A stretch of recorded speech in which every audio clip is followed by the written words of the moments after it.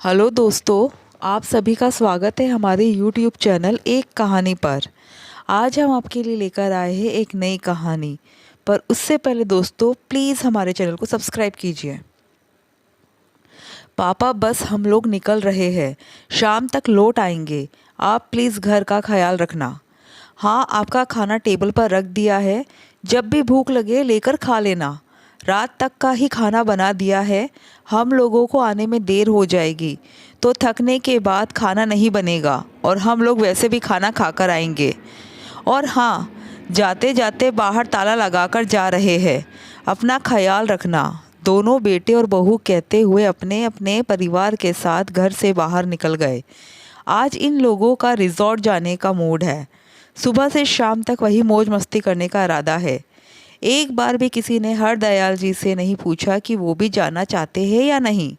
सोफे पर से उठकर खिड़की के पास चलकर गए और खिड़की में से नीचे देखा तो दोनों अपनी कारों में बच्चों के साथ बैठकर रवाना हो गए।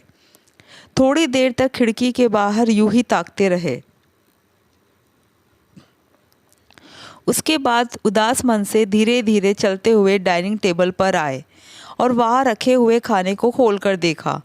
कैसरोल में 5 रोटियां रखी थी, डोंगे में पतली सी दाल, एक प्लेट में सलाद के नाम पर एक प्याज काटकर रखा हुआ था।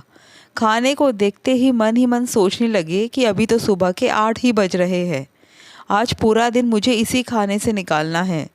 रात को भी खाना नहीं मिलेगा, इतने से मेरा पेट कैसे भरेगा। पिछली बार भी जब ये लोग घूमने गए थे तब भी बहू इतना सही खाना बनाकर गई थी। रात को घर पर आने के बाद हरदयाल जी ने सिर्फ इतना ही तो कहा था कि बहू मुझे बहुत ज़ोर से भूख लगी है।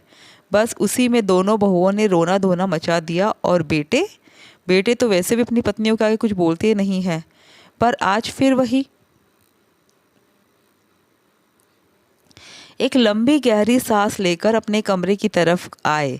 कमरे में अपनी पत्नी की तस्वीर देखकर आंखों में आंसू आ गए। एक वो थी जो कभी भी मुझे भूखा रहने नहीं देती थी, पर उसके जाने के बाद तो सचमुच पेट भर खाने को भी तरस गया हूँ। बीमार नहीं हूँ, पर घर में हर कोई मुझे बीमार बनाने में लगा हुआ है।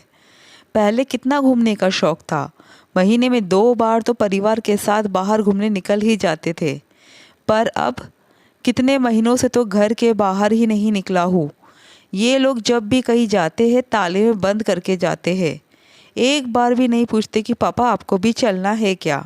अब तो घुटन सी होने लगी है, किसी से बाहर बात भी नहीं करने देते और खुद भी बैठकर बात करना पसंद नहीं करते।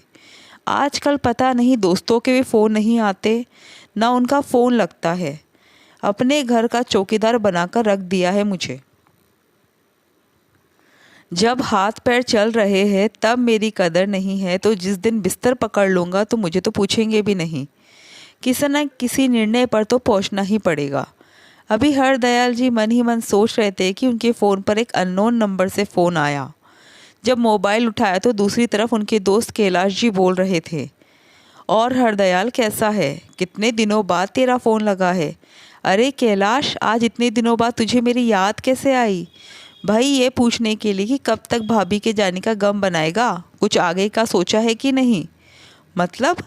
मतलब यह कि इस बार हम सारे दोस्त मिलकर रामेश्वरम घूमने जा रहे हैं। तू भी चलेगा इस बार, पिछली 2 बार तो तूने जाने से मना कर दिया था। मैंने मना किया? पर कब?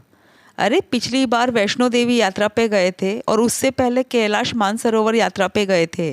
तेरे फ़ोन पर फ़ोन लगाओ तो लगता ही नहीं। आखिर तेरे बेटों को फ़ोन लगाया, तब तेरे बेटों ने कहा कि पापा मना कर रहे हैं, अब मम्मी के बगैर उनका मन नहीं लगता। इस बार मैंने किसी और नंबर से फ़ोन लगाया तुझे, कमाल है, ये नंबर तो लग गया। सुनकर हरदयाल जी हैरान रह गए। उन्हें तो बिल्कुल भी पता नहीं था कि पहले भी 2 यात्रा जा चुकी है। मतलब बेटों ने उन तक बात पहुंचाई ही नहीं। और फिर उनका मोबाइल, अरे क्या हुआ, जवाब तो दे। अचानक कैलाश जी की आवाज़ से हरदयाल जी की तंद्रा टूटी।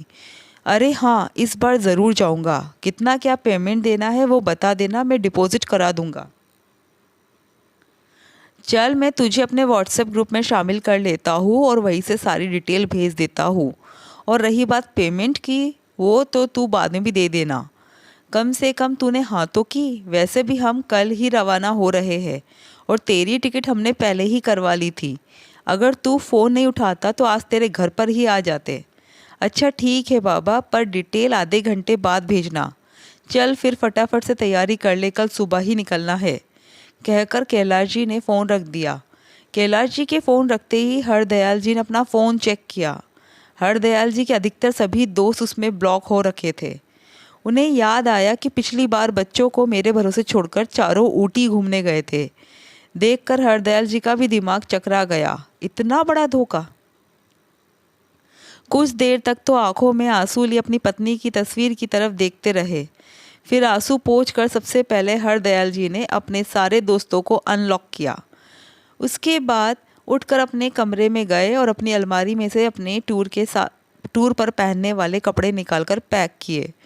अपने स्पोर्ट्स शूज़ निकाले और उनकी धूल साफ़ की। कुछ कैश और आईडी अपने पास रखे। मोबाइल पर अपने अकाउंट को चेक किया। अपनी दवाइयों का बॉक्स रखा। जितना समझ में आया उस हिसाब से पैकिंग कर ली और इंतज़ार करने लगे दूसरे दिन का। रात को जब बच्चे घर आए तब तक हरदयाल जी सो चुके थे। किसी ने भी उनके कमरे में जाने की जहमत नहीं उठाई। सब अपने अपने कमरे में जाकर सो गए। दूसरे दिन जब बेटे और बहुएं चाय पी रहे थे तो हरदयाल जी तैयार होकर अपना बैग लेकर बाहर आए। उन्हें देखते ही बड़ा बेटा बोला, अरे पापा, आप कहाँ चल दिए? मैं अपने दोस्तों के साथ रामेश्वरम टूर पर जा रहा हूँ, मेरा भी टिकट है। हरदयाल जी की बात सुनकर चारों बेटे बहू एक दूसरे की शक्ल देखने लगे। बड़ी बहू बोली, पर पापा जी आप ऐसे कैसे जा सकते हो? बच्चों के एग्ज़ाम शुरू होने वाले हैं और हमें भी बेंगलुरु के लिए रवाना होना है। मेरे मौसा जी के बेटे की शादी है। बच्चों को हम किसके भरोसे छोड़कर जाएंगे? आपने सोचा भी है? छोटी बहू ने भी कहा। और क्यों फालतू में पैसे खर्च करना? आपके पास इतना ही पैसा है तो थोड़ा बहुत हमें ही दे दीजिए। और वैसे भी इस उम्र में कहाँ घूमने की लग रही है आपको? कल को गिर पड़ गए तो सेवा कौन करेगा? इसलिए चुपचाप अपना सामान वापस कमरे में रख दीजिए। मुझे ऑर्डर देने वाली तुम कौन होती हो बड़ी बहू? तुम लोगों ने मुझे अपने घर का चौकीदार समझ रखा है, जो अपने बच्चों को मेरे भरोसे छोड़कर चले जाते हो? तुम लोगों की हिम्मत कैसे हो गई मेरे मोबाइल से मेरे दोस्तों को ब्लॉक करने की? पापा, वो आपको कोई डिस्टर्ब ना करे इसलिए ब्लॉक किया था।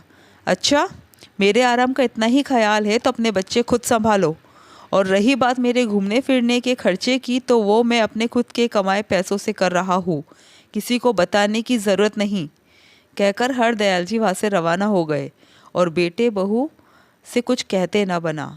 दोस्तों, आपको कहानी कैसी लगी प्लीज़ कमेंट करके ज़रूर बताइएगा। Thank you.